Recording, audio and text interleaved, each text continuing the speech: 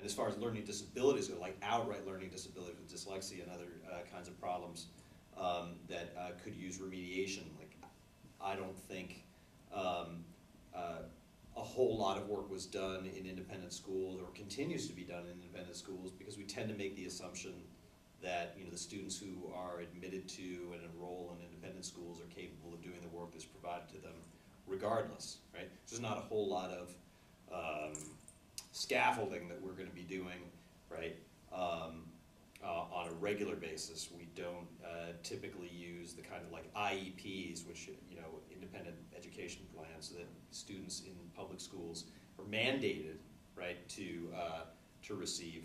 Here it's more informal, right? So my own experience has been somewhat limited, but I guess it has increased over time. Not to the point where I feel like I have intimate knowledge of all the different types of learning disabilities I might have to wrestle with, but because I'm more of a content specialist than a teaching specialist. I think in the upper school especially, we tend to focus on what we teach, not so much how we teach. Right. But I think I feel like I've learned and adapted some in terms of my approach, but not a great deal.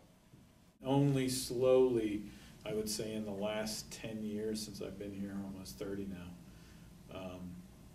has a better relationship been established, a more open and honest relationship between the families, the administration, and the faculty. Because I really feel that we had no clue back in '85 when I first got here really what to do with those kinds of kids.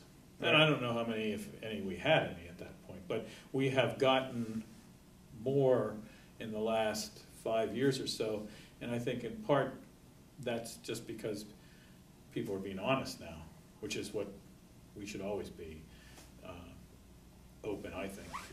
You shouldn't send a parent shouldn't send their child to a school that they can't trust. And the family on the one side needs to be very open about what the issues are, if they've been diagnosed, and what's going on, and if they're working with other people. And at the same time, a school has to be honest too, and not just want to get the money and say, well, can we really help you? Are we equipped to deal with your issues? Right. And I don't think, honestly, we were back a ways, but I think we're getting better now because we have a much more open counseling department and a much bigger counseling department that is conversant in all these things. But I still think we're in the learning stage, and I don't know if our particular school will ever get past that stage, given our reputation and the kind of curriculum we like to think we offer anyway. And my concern has always been, are we doing you a favor by having a student here with those kinds of issues? Can we really help you, or should you be in a school that specifically tailors its curriculum to somebody who has learning disabilities? Right.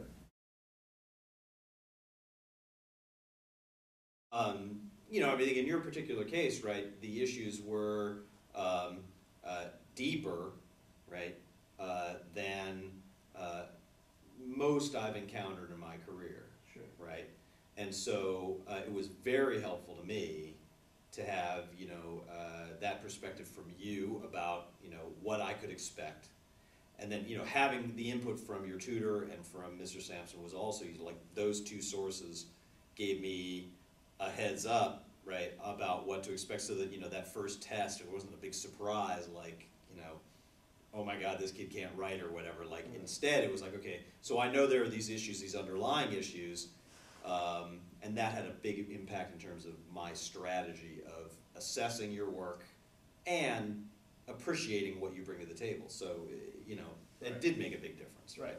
Any of your thoughts about learning disability with me changed?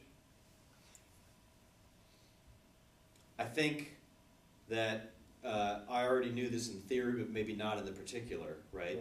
That there are times when you have to set aside your biases about spelling, diction, clarity of expression, all those things, right, that we typically assess, right? If I wanted to get at, what you actually know and have learned in my class, I got to suspend some of my normal views about, okay, here's a piece of writing that I have to grade, right? Like, I think I had to look below the surface for the ideas, right? And I think that what really made a difference there isn't necessarily having a conversation with you and the others, although that gave me the heads up that I needed to watch for it, right? But more our interaction in class, right? We have the advantage in here, right, with this Harkness table of doing a lot of discussion, right? And so I knew before every test what you were bringing to the table in terms of your understanding, right, from what you would say in class. Right. And then when I went to grade something, it wasn't so much about how you spelled a word, it was about what you were trying to say. And I could see that under the surface, right? The quality and depth of your thought, that's what I was assessing. As I guess, if there's a lesson for me about it, it's that, don't take learning disability as a label that presumes, right, that a college prep experience is inappropriate and or difficult. Have your views of dyslexia and learning disabilities in general changed after you've? Yeah, I mean, they have,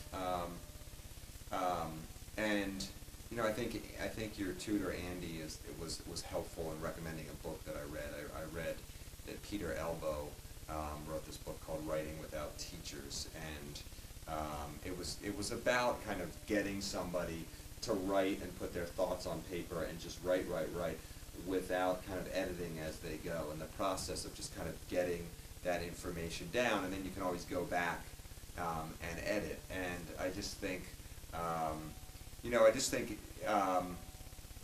I did that this year with kind of free writes and journals with my senior class, because I didn't want them to have to worry about kind of where the commas go and where the periods go, and I got a lot of rich material from it. And then I told them to, take it out, take a Sharpie out, and cross out what doesn't work, and like circle or highlight what was good. And then overall, they kind of came up with a paper based on a bunch of free writes throughout the year. So I don't know if I would have come up with that assignment had I not kind of taught you or other people that struggle a little bit just putting it right down on paper and putting their thoughts down in a grammatically spelling correct way.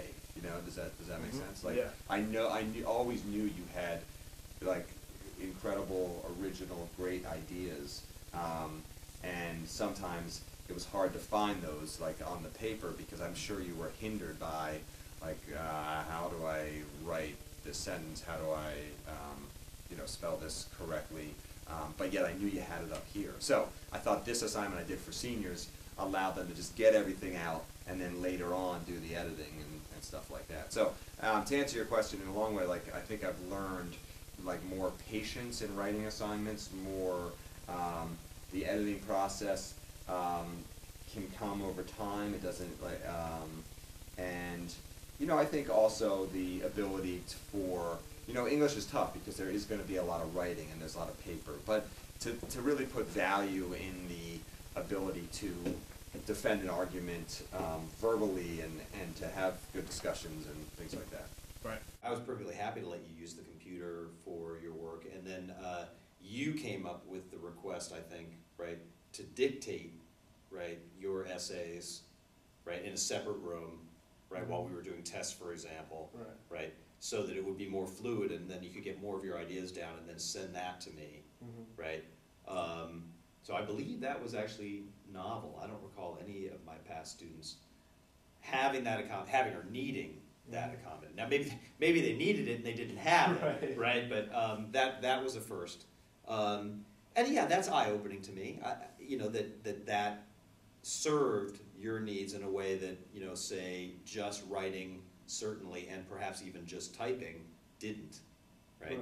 Like, it was one step further to help you get the ideas that you had on paper that I could grade, right?